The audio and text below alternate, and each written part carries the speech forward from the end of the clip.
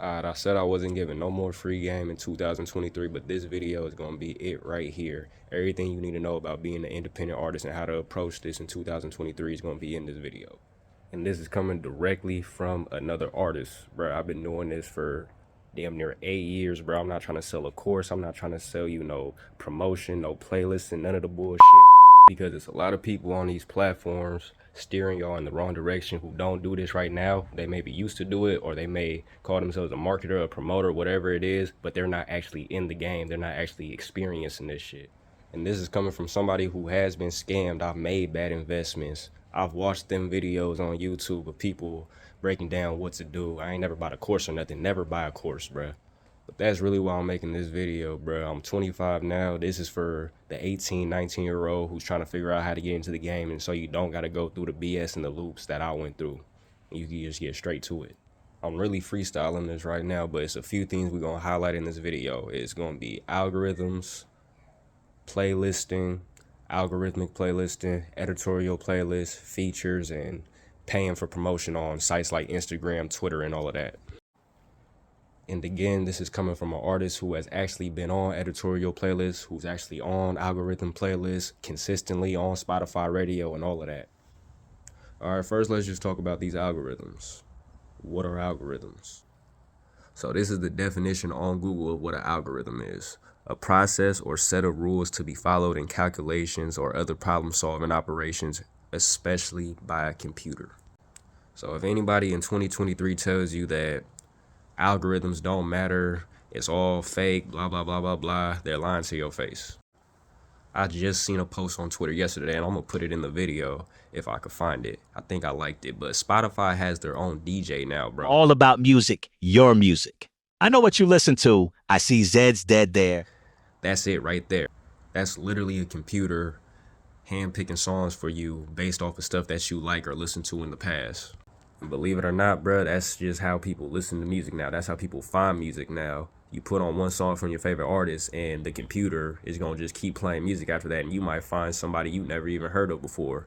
So what I'm here to tell you is how to break into that algorithm, how I personally did it myself. Now, personally, I started releasing music on Spotify and Apple in 2019, and you're probably where I was. I was dropping music, waiting for something to happen. Nothing happened. So you know what I did, what you probably are about to do, or what you already have done. I was like, how do I get on these? How do I boost my streams on here? How do I get in front of an audience? I paid for playlisting. Now I'm not going to completely bash paying for playlisting because it can have its benefits. There is legit playlisting out there, but I'm gonna say right now, legit playlisting, especially when it comes to Spotify, is not cheap, and even a lot of the legit playlisting, they could be a little fishy sometimes too. But I will say there is a couple sites that I personally mess with that I can say have brought in legit plays, and you do that, you gotta actually check, bro. If you pay for promotion, you gotta keep track. Don't pay for a bunch at one time. Pay for one promotion, see what it does on that track, wait for your royalties to come in, see how much plays you got from that playlist, see how much you made, and it'll tell you right there if the playlist is legit or not, if it's bringing in all legitimate plays. And you'll also know if it's legit if your song starts to actually get picked up by just regular listeners who are making their own playlists, they may have heard your song. You might have got 2% on that algorithm, and you came up just off of the plays you got off paying for that one playlist promotion. That's how you know if it's legit. So this is probably 2019. This is what I did personally. I paid for them playlists, seen myself start to bubble on there, get some traction. Like I'm saying, I'm talking about only like 1-2% on the algorithm, but that has me excited right there, just that alone, because okay, I'm in the system.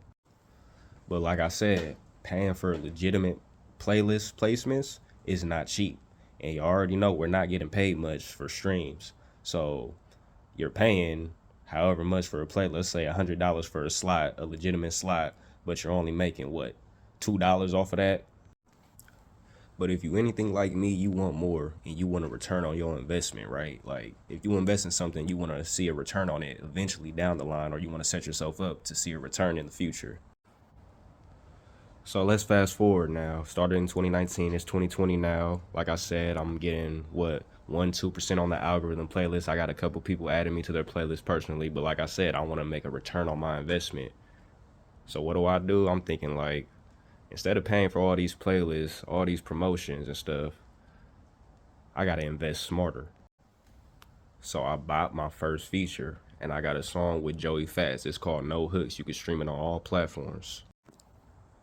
So boom, we get that feature, drop that, and literally like night and day, bro. On Spotify, I go from 1-2% on algorithm playlists, getting added on people's playlists here and there, to now I'm 40-50%. I'm coming up on that artist, his personal station, because like I said, back to them computers, bro. The computer makes playlists for people based on what they listen to. So I'm not only getting on Joey Fats radio, I guess that's what you call it. I'm getting on people he's worked with, and he has a large catalog of people he's worked with.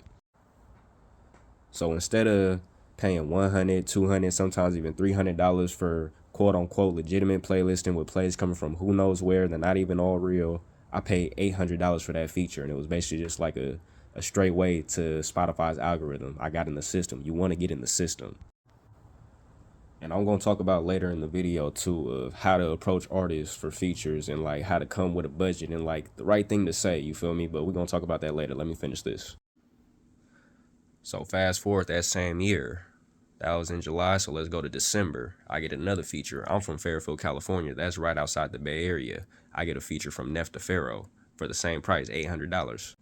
Since I got those two features in 2020, it's 2023 now, I have not left Spotify's algorithm playlist. And I'm not just talking about those two songs. Everything I dropped after those songs has ended up on Spotify's algorithm playlist at some point. And that's because that computer, that Spotify algorithm, now recognizes me as my own entity. So now I have my own station. So that got me feeling good. I'm booming on Spotify. My royalty checks are looking nice, but I always want more, like I said earlier in the video. So next I'm trying to figure out how to get on the editorial playlist. And that's just where simply being consistent comes in. You made it into the system, but you got to stay in the system. So you got to keep dropping. You got your own station now. I got my own station. I got J-Bass station. I can't just have 5 or 6 songs to have my own station. You got to keep dropping consistently, and you got to drop good quality music too.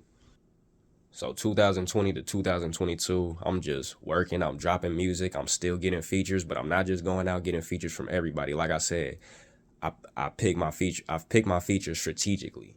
But I'm not just getting features from any old body, anybody who's popping right now. Like I said, you got to pick strategically, and I'll talk about that later. In 2021, I got another feature from Nef Pharaoh, put it on my EP, Greatest Story Never Told, which boosted that whole project, 7-song project. All those songs got in the algorithm.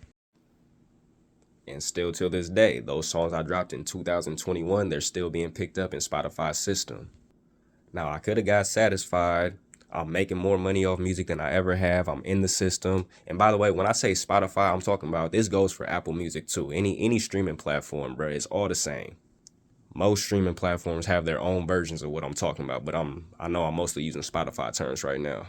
But anyway, I don't know about you guys, but I'm a fan of the term, if it's not broke, don't fix it. So I'm gonna keep doing something if it's working, but on the side, I'm still trying to figure out how to get on this editorial playlist.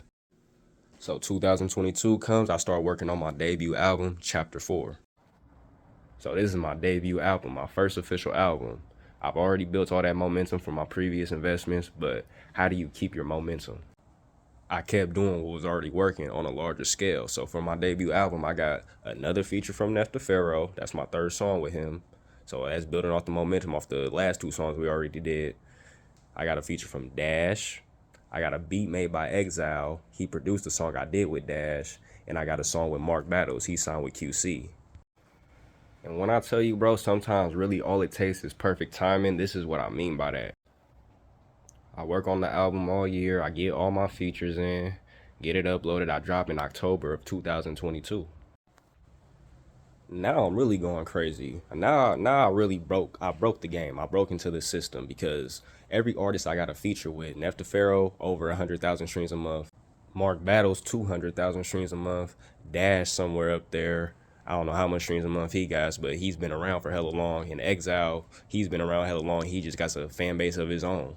So from October to probably the new year, let's say October to December, the album is streaming like crazy. I think I did 15K total streams in the first 2 months, and that's completely independent, bro. This is all me. I don't have no backing, no label. This is all me. I do my own promotion. I'm my own A&R, PR, marketing team, and all of that. But the album didn't only do so well because I got the features. It's because strategically I did 24 songs. Yes, that's a lot of songs, but I separated two-sided project, 12 songs on each side. But I did that because, like I said on the last EP, the 7-song EP, I had Neff the Pharaoh feature on. Just off of that one feature, the whole project ended up in Spotify's algorithm. So, of course, I just did that on a bigger scale. I got 4 major features now, and I'm about to drop, 24 songs. So right now, when I'm making this video, it's February 2023. So 4 months later, I could say, like, this is my most streamed project. I think between both sides, I think I have 80,000 streams total between side A and side B, because like I said, it's two-sided. But here's the crazy thing. The songs that I got the features on aren't even the songs that are doing the best on the project. So I got those features to leverage it. So now my other songs, my solo songs, they get a shine too. Now it's to the point any singles I have dropped or am going to drop since I dropped this project, they're gonna automatically be. I don't even need to get features anymore. They're gonna automatically be getting picked up by the algorithm, being recognized by the system, being recommended to people. Alright, but now let me tell y'all, I damn near skipped forward, but let me go back a little bit.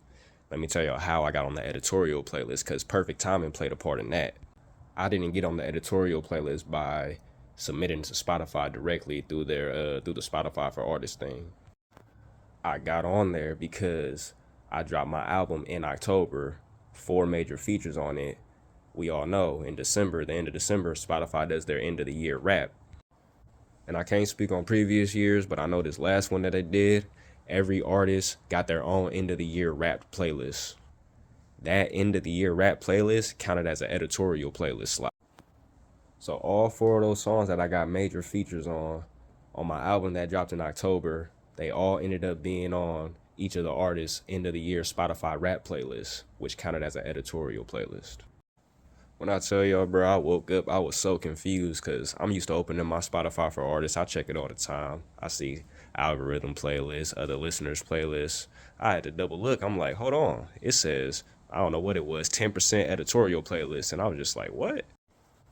But yeah, that's my personal experience on how I made it on the Spotify's editorial playlist finally.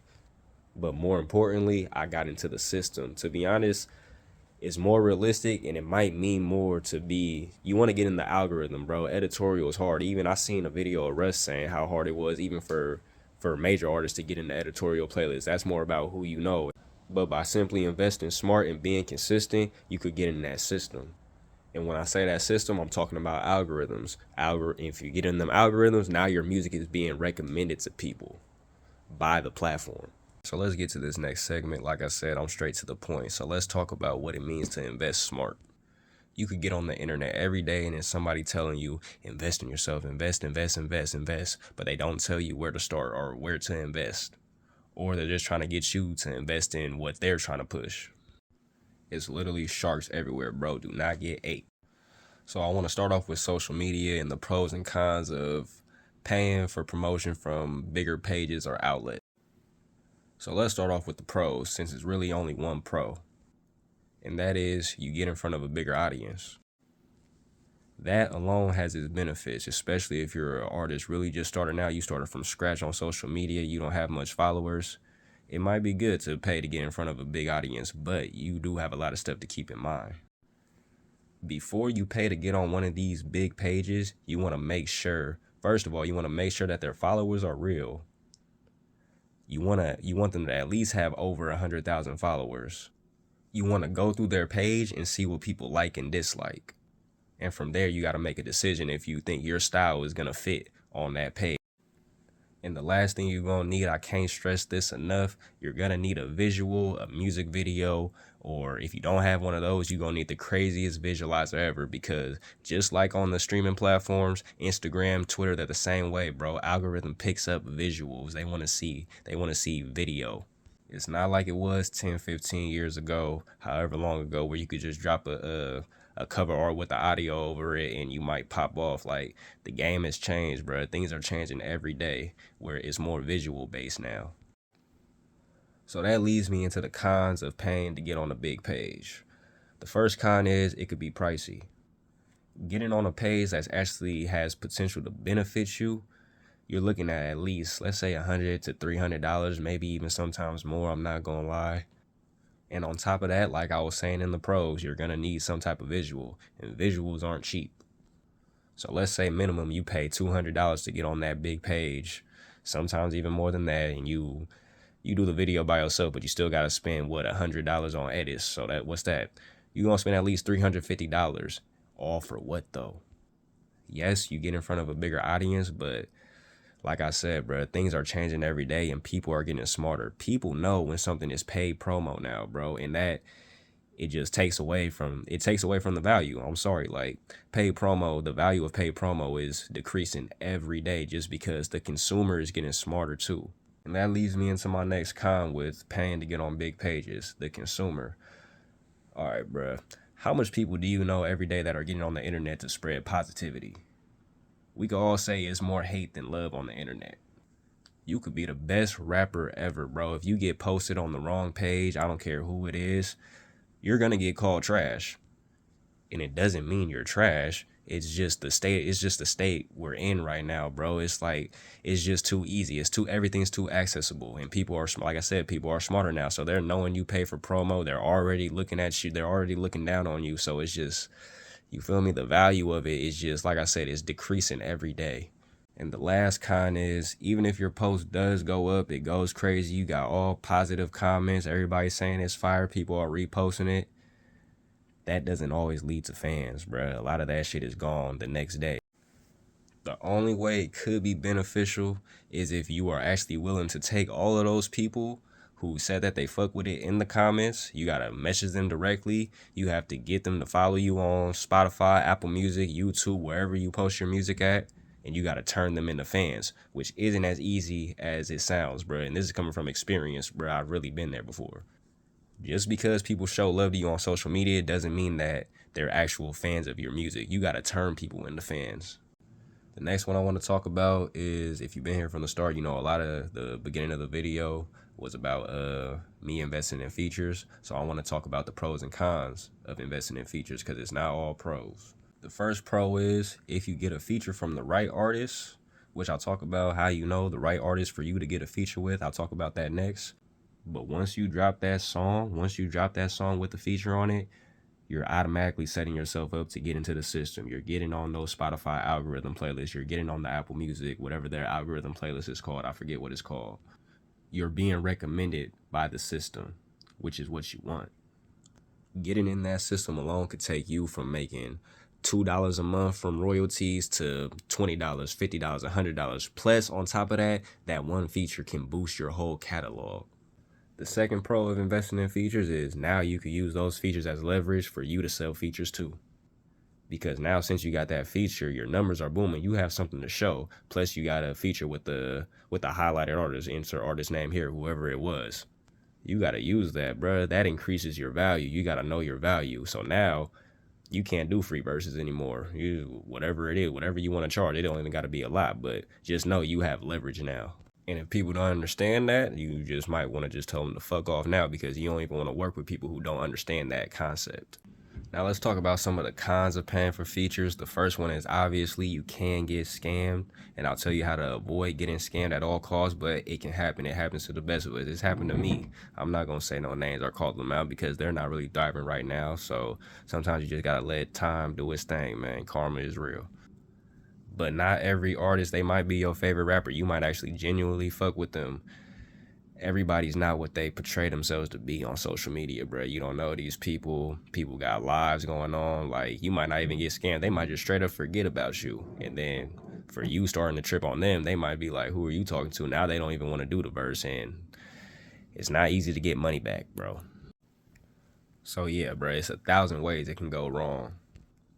But a few ways you can avoid ending up in that type of situation is, first of all, you want to go, when you message an artist for a feature, have your budget. You name your price, bro. That's how I got features that probably should have been $1,000, $2,000 for $800, $500, just off of me being straight up about what my situation was and what I had to invest right now. And you'll be surprised how much artists will work with you. The next thing is you want to be clear on your release dates and your plans for this song, because if you're not, bro, you could end up waiting. You could end up waiting as much as a year, bro. I've waited. I think the most I've waited for a verse back, I'm not gonna say no names, but probably like 6 or 7 months for one of the verses on my project. That was a terrible experience.